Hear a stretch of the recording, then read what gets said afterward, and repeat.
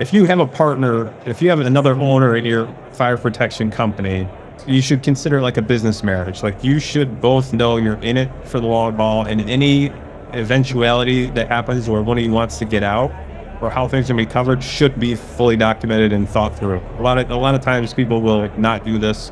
They'll sign a piece of paper that says we split things 50-50, 60-40, whatever that number is. And when there's an issue, they don't have any document to look at to follow. Hi, I'm Paul Giannamore. I wanted to welcome our new subscribers to the channel. You know, historically, Potomac TV has been focused on business and operational information and interviews for residential and commercial services business owners. But after the publication of the Sell-Side M&A Masterclass last month, my LinkedIn inbox has been inundated with a variety of different requests. So Dylan and I will be sitting down filming more extensive M&A masterclasses, both focusing on the sell side as well as the buy side. I intend to talk about the choice of process, delving deep into M&A psychology, as well as extensive buy side practice, approach, and due diligence. For those of you who have not subscribed, you can click below and subscribe to the channel. Furthermore, we've provided a link here in the description where you can get on our email distribution list. And if you do that, you'll receive an email right in your inbox with our latest publications.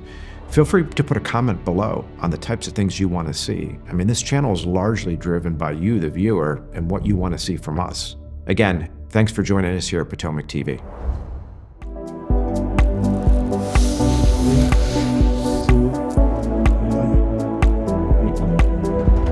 Mike, it's great to see you at Fire. You too, Paul. It's been a while. We'll talk some legal stuff today. So, you're a transaction attorney. What are you mainly focusing on these days?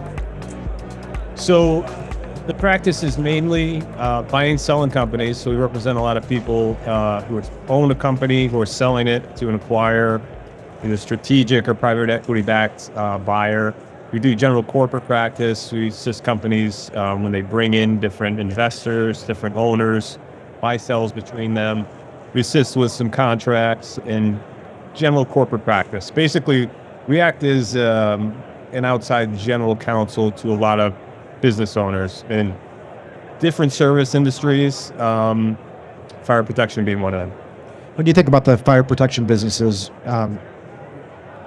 when you deal with your clients, how are you typically organizing these businesses? When you think about a choice of entity? Yeah, so this comes back to, it depends what you want to do with the business. If you know you're going to form it and you want to sell it within 5 years, you're going to hold it and try to sell in 5 years. We usually always recommend it's an LLC.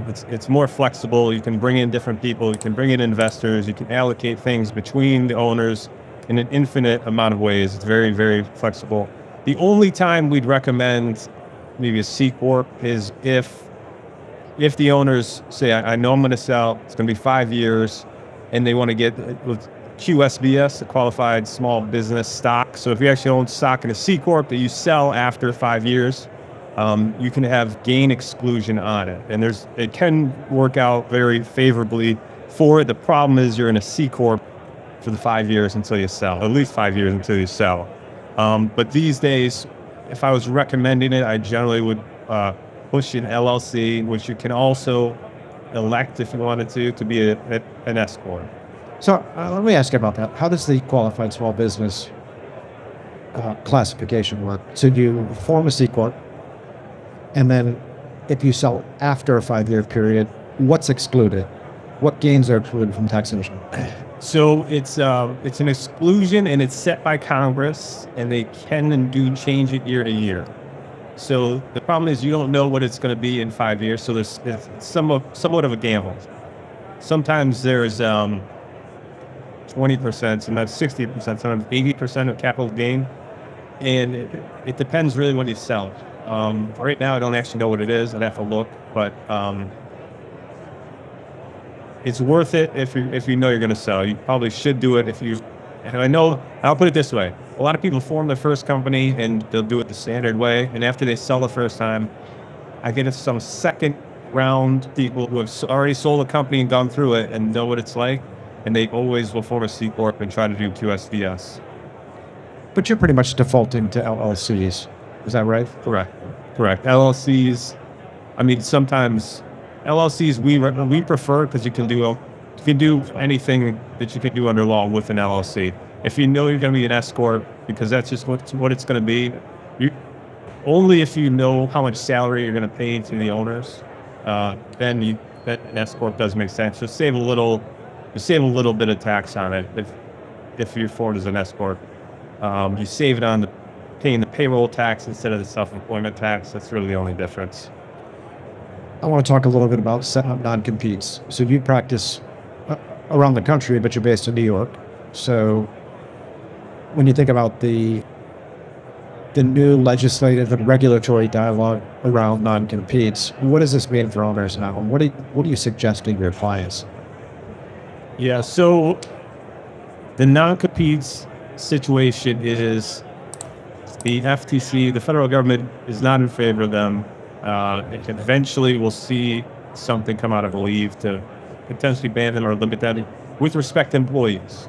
So there's a big difference between a non-compete, between an employee, somebody, if you or I own a business and we say, you have to sign this to be employed here, versus if you sell your company and I, as the acquirer, say, you have to sign a non-compete with me. So the former is really what the legislatures are going after. So they want to prohibit people who need a job, are going to go be employed here, and they don't want the employer to be able to tell them you can't work in the same locale in the same industry that you're working at right now. There's a little fundamental unfairness with it, so that's why it's there. I do think there will be exceptions for high-level, executive-level folks, but right now, the landscape it's a state-by-state issue. So I'm in New York, and most of the time, whenever you buy or sell a business, the LOI, the definitive purchase agreement, is covered by New York or Delaware law. And a lot of New York attorneys practice with Delaware law. We're conversant in that. So a lot of times we'll represent companies that are located in different states. A lot of what we do is setting up the operating agreements or the other internal documents we can do from New York. There are certain things like certain employment issues, certain regulatory issues that are state specific. One of them being non-competes. But now, honestly, I generally recommend to people, if you have an employee sign either in the handbook or generally to have them sign a non-solicit agreement and a confidentiality agreement, meaning you're going to keep everything confidential. You won't solicit the company's customers or other employees or contractors. That's the minimum you need. And non-compete, I generally say if you have a manager who has specific knowledge of all the customers and you're worried he could go and take your book of customers, start his own company and take them all. In that situation, non-compete might work. You have to get it vetted under state law, maybe by a labor employment lawyer in that state. But that's generally what I recommend these days. I mean, we've seen the service industry go that way for a long time. No, it's not that big of a deal when it's just a non-solicitation. I mean, do business owners really at jeopardy now that the FTC is cracking down on this? Meaning, should you really care as a business owner that a non-compete is not enforceable? Is it really not the confidentiality clauses and the non-solicitations which are most important? So I think the answer to that is the non-competition is important. It's important to have that in limited situations, but what you really don't want is the solicitation. You don't want anyone soliciting your customers, and those are enforceable. Those are enforceable in every state, and you should have them. Non-compete, I generally don't think a lot of business owners need them unless it's very specifically tailored to individual situations. So as a business owner, if you don't have a non-compete with everyone, it's almost better not to have. Some business owners will say, I want to make every employee sign this, and it's going to say confidentiality, non-solicit, non-compete. Even if the non-compete's overstepping, you shouldn't do that, because a court can come in. Thank you very much. A court can come in and invalidate the whole agreement, meaning because you have a non-compete and under the state law you're in, it's not enforceable. But meaning the whole contract's not enforceable, not just the non-compete provision. unless you have specific language in the agreement that's It says it's never qualified. yes, right. So it's better to not throw spaghetti at the wall and see what sticks. It's better to tailor the agreement specifically to what you want it to cover. In the fire protection space, we're seeing a lot of private equity-backed platforms doing acquisitions, and you do a lot of this sort of work. What sort of considerations should owners think about as they start to, a lot of guys here are eyeing an exit, maybe 6 months from now, a year from now, 2 years from now. What should guys think about when they're potentially faced with a private equity rolling of equity? What sort of advice do you provide your clients when it comes to that? In determining whether or not to roll equity? Or just what they should think about. I'm not talking about the value of the equity. Okay. I'm just talking about the legal aspects of, you partner with a private equity-backed platform. Now you've rolled 20% of your enterprise value into that. So you're a partner. What are some important things to think about? Yeah, okay. So first, I guess whether or not you want to roll equity, and some of these private equity buyers will require a certain amount of equity is rolled. So in the LOI stage, you should be cognizant of that fact. Some offers you're getting, they offer you a certain purchase price and it looks attractive, but really like 20% of that has to be rolled. So that's cash you're not getting at closing. That if you get a $10 million offer and $2 million has to be rolled, you really get an $8 million at closing, minus the debt, minus transaction costs. So you have to weigh that in, and then yes, obviously the value of the private equity firm that you're rolling into, that has to be analyzed. It's basically, you can take some chips off the table now and keep rolling it, and hopefully they will continue their growth plan and buy more companies along the way and sell at a bigger, higher multiple later down the road. So it's somewhat of a gamble, and you have to analyze the risks and see what they've done in the past, make sure that you agree with their business case for what they want to do and how they're going to do it. And I say, if you're comfortable with it, do that. Sometimes we have LOIs and transactions where you don't have to roll equity, but you can up to a certain amount. And that's really where I get into it with them, is whether or not you want to.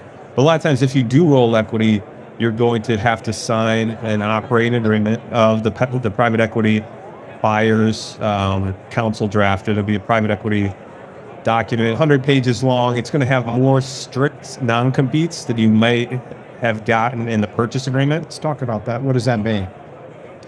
So think about it. I'll use a hypothetical because it's easier to talk that way. Is if there's a private equity buyer out there, they may do fire protection, they may do some other investigating, they may sell other products, other services, and a lot of them have different arms of the private equity under their umbrella. They do different things.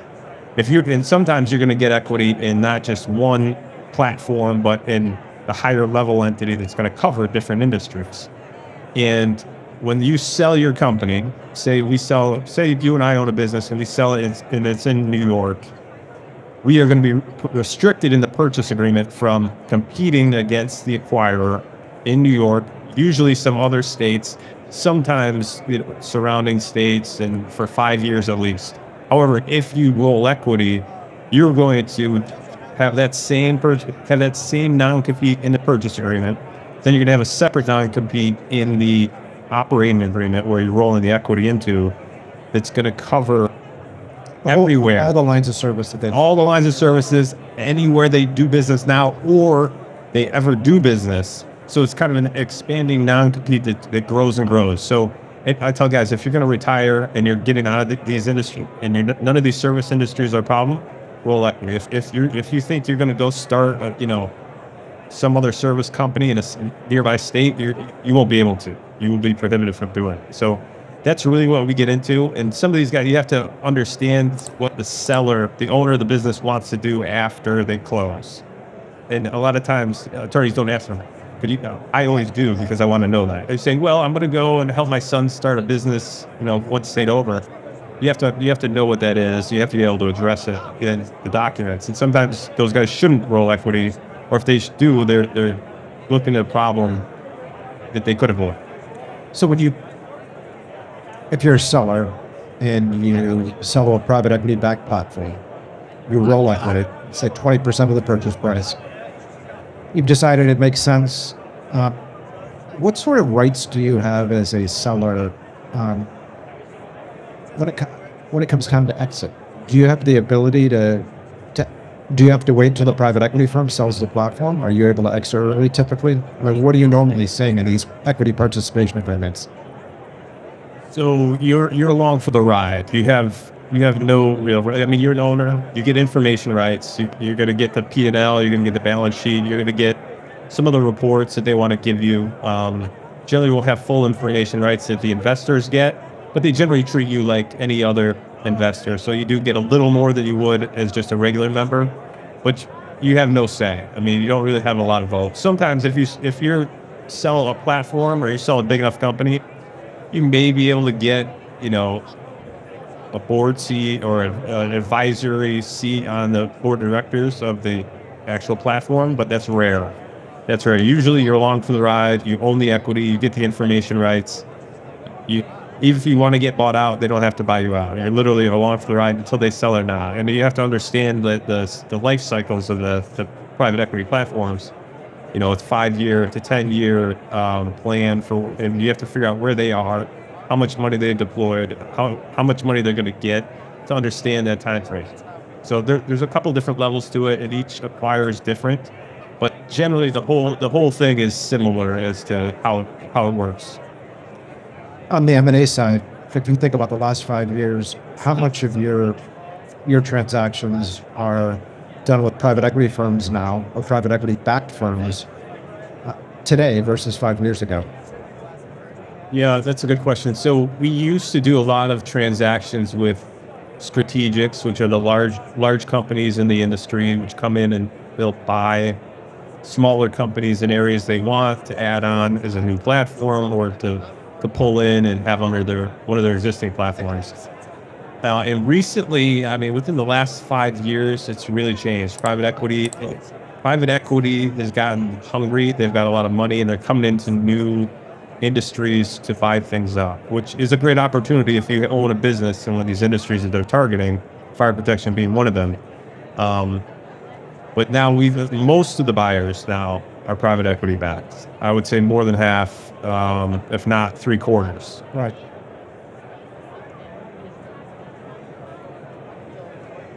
I want to talk to you a little bit about partnerships, because I know you deal with that all the time. And, you and I have actually worked together for, 15 plus years now. I can't even remember. And I feel like sometimes the most complicated transactions we do are transactions where there's partners involved. So how do you get involved with people? Well, first off, what do you think about partnerships in general? Start there. The entity or dealing with a partner who's irrespective of the entity, two or more individuals working together and owning equity in a business. Okay. Yeah. So we always talk about if we were going to start a business, how would I recommend you do it? We generally have this come in, and clients come in, they want to form a business in a certain industry. Say it's a fire protection company, to start up. People want to get going. They don't want to think about the bad things that'll happen. So unfortunately, lawyers think about the bad things that'll happen. So if you have a partner, if you have another owner in your fire protection company, you should consider like a business marriage. Like, you should both know you're in it for the long haul, and any eventuality that happens where one of you wants to get out or how things are going to be covered should be fully documented and thought through. A lot of times people will not do this. They'll sign a piece of paper that says we split things 50-50, 60-40, whatever that number is. And when there's an issue, they don't have any document to look at to follow. So what is that document when you talk about LLC operating agreement? Operating agreement has to lay out who owns the equity, how you split profits and losses, which could be different, how you do allocations for tax and otherwise, who manages the entity, how you can buy it in or out of the entity, and things that trigger a right to buy somebody out. So a lot of guys say, listen, I want to buy you out. You're like, some people come to me, they have a partner, things went south, they want to get out. and then bring the operating agreement and say, you have no ability to get out because in the operating agreement, you didn't cover it. When you start the entity, you can have an attorney draft things like certain triggers, like a buyout right, like a Texas option, where if one guy wants to buy the other out, he can make an offer, and the guy that receives the offer, he can accept it and pay that amount to buy that guy's offer, or he can sell his equity to them. So there's a number of different things to have in the agreement to cover when things go wrong. Because things do go wrong. Life happens. Things happen to businesses. Things happen to the owners. Guys need certain money sometimes. One may want to sell, the other one doesn't. One may want to expand, the other doesn't. You have issues with employees.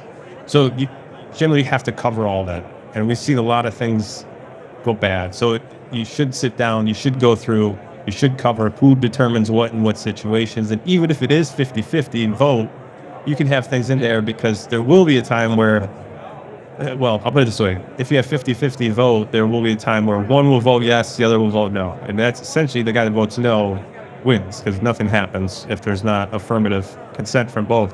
So you can have something in the operating agreement that will allow you to go to an independent party, a mediator, arbitrator, to make a decision to bring in a separate party. Three different people vote just for the vote.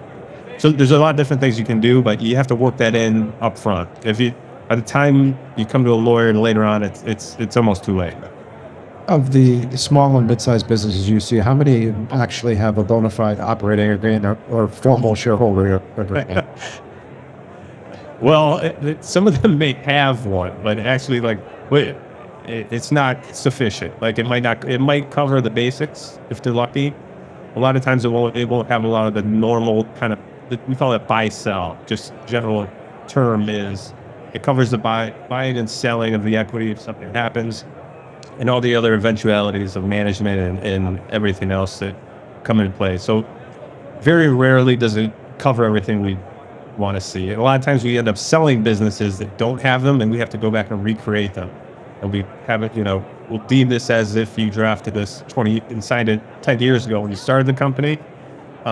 Because when you sell the company, this is an aside, but when you sell the company, you want to make sure these private equity buyers they go through every detail. They're going to want to see every piece of paper your business created, including organizational documents, labor and employment issues. They're going to want to see, records, compliance reports. They're going to want to see everything. So you should run your business and keep track of everything as if some outside person is going to be looking at it. Because if you sell your business, they will be. And we've seen a lot of companies that, don't keep the best records, can't find the operating agreement. Oh, we agreed on it with John, but it's a problem. So that's what I tell people. Once you get an operating agreement in place, how difficult is it to change it? It's very easy if everyone agrees. You can all mutually agree and have an amendment to it. Sometimes you have a right to a manager or the majority owner have a right to make certain changes to it that don't negatively affect any of the other owners. And they wouldn't need the consent, but when you actually want to make a change to benefit one and not the other, you need their vote. So you can't make anything that's going to help you and not help the other and hurt someone else without their consent. So you should have everything in it from day one. So once you give consent rights to one party, they're kind of in there unless that party decides. Correct. Gotcha. What are some hot button issues you think on your mind that fire protection business owners should know in general? Transactions, business organization.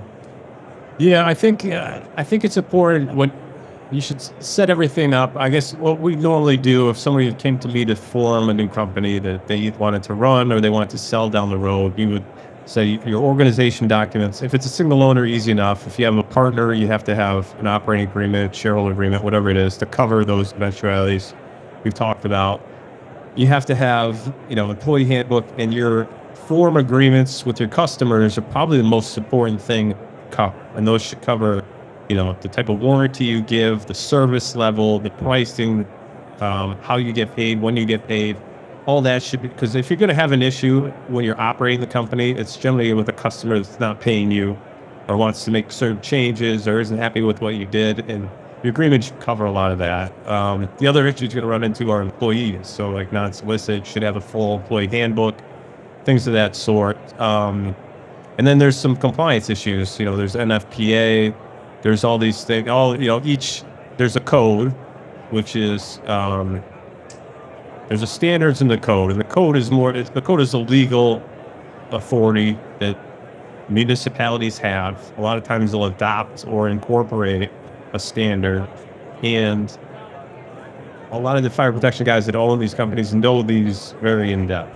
Occasionally there's a change. Occasionally some town, county, city, state will make a change and adopt another one over the other, or they'll have their own. So you kind of need to know what you're doing, make sure you're complying with, what you install in certain commercial properties in the area you're servicing. So you generally assist with that, and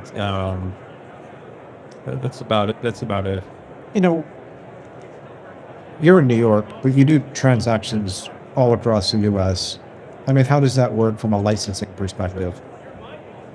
Yeah, so even before COVID, but certainly after COVID, things, remote work and all that changed. But most of the acquisition documents, most of the LOIs are going to be covered, LOIs and then definitive agreements are going to be covered by either New York law, Delaware law, especially the private equity-backed companies. That's where they are. A lot of their attorneys are, even if they're not in New York or Delaware, they still have the agreement covered by New York or Delaware law. So and occasionally we'll have one, and it's kind of a negotiable element too. But if it's not specific in the LOI as to what the definitive agreement will be covered under, and it's not always, you actually negotiate it and we'll say, I'm negotiating this under New York law. And then they'll say, no, we want to cover something else. It's actually a point of contention that we can go back and forth on. So we represent clients in I wouldn't say every state, but we might be up there in many different industries, and a lot of them are not in New York State where we're located in. And it's very similar as if you're dealing with an attorney in your own state. Maybe not down the road, but in your own state that you see here and there with Zoom and all that communication you can do. It's like we're right there with you. Why are these transaction documents typically New York or Delaware law? Generally, from the acquirer side, they and their counsel are very aware of what those states will do in a court. If there's a breach of an agreement, they know they can go to the court and enforce a certain provision one way, versus if it's covered in a state.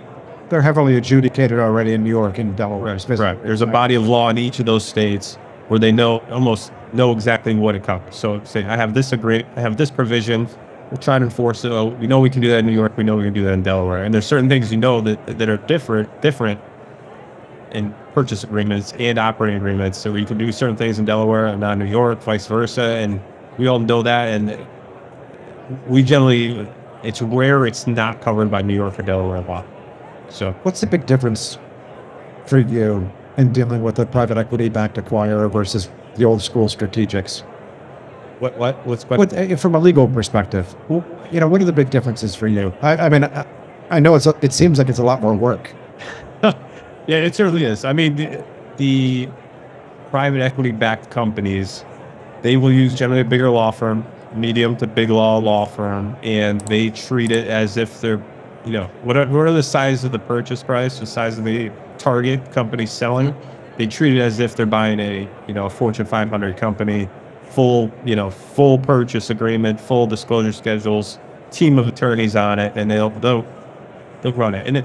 And I understand if I ran a private equity fund, they hire kind of the bigger firms, law firms, accounting firms. They hire Deloitte. They'll hire one of these accounting firms to do the accounting review, so that if anything happens later down the road where something was missed in diligence and it's a company they bought and there was something that was missed and it came back, the private equity guy, the guy that runs the fund, can say, I hired, the best attorneys to do this, and they missed it. So it's on them. So it's kind of like an insurance policy for the private equity guys, but they will hire them and they'll have them run a full process. Meaning they'll go through, they'll have full disclosure schedules, they'll have a full legal diligence checklist, and it is a lot of work.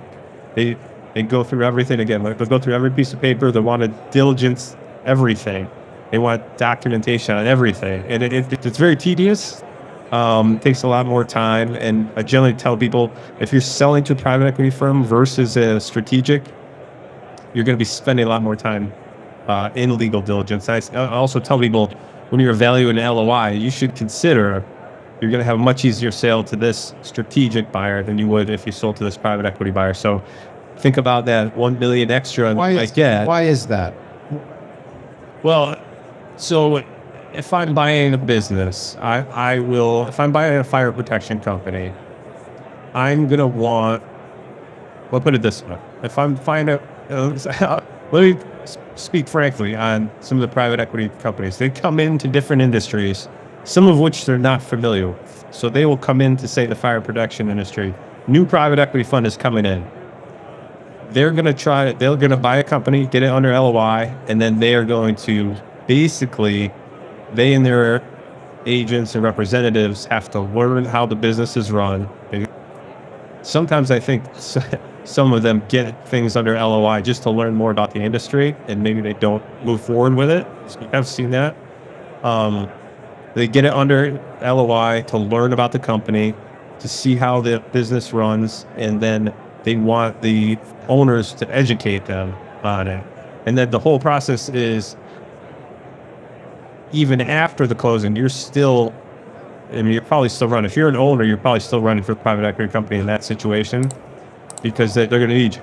And that might be part of the LOI, is to say you have to stay on for 2 years after closing to run this. So that's what we've seen recently. Can I tell you, this is an aside, but maybe relevant. So when I moved from New York City back to upstate New York, where I am now, one of the things I did was I joined the local fire department. So I went through I remember this.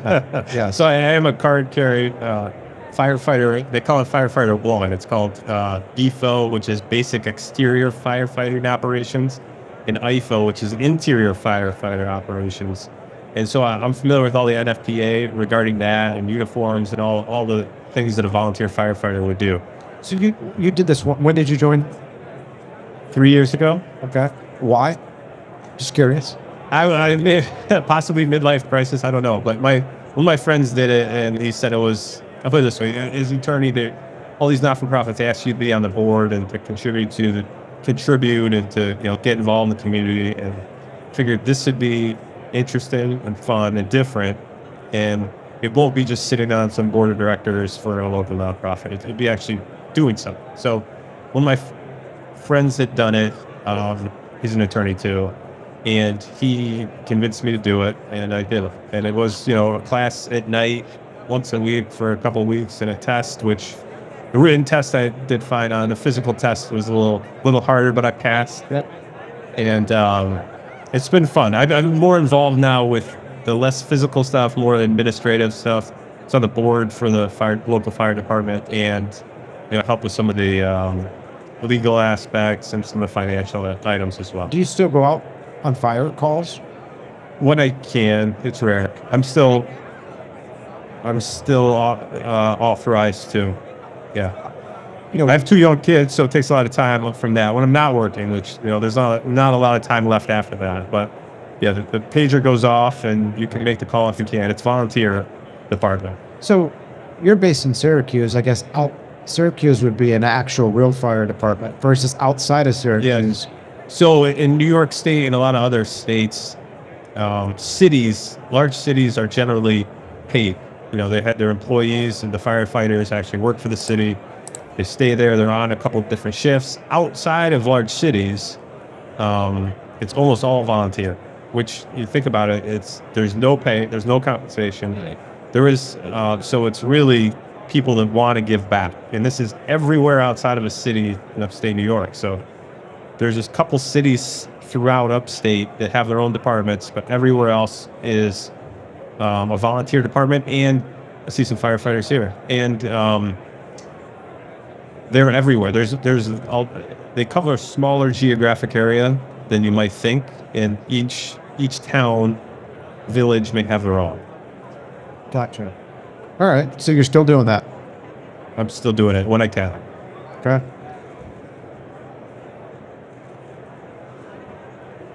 Well, Mike, I appreciate you joining us today here at the show, especially you being a volunteer firefighter.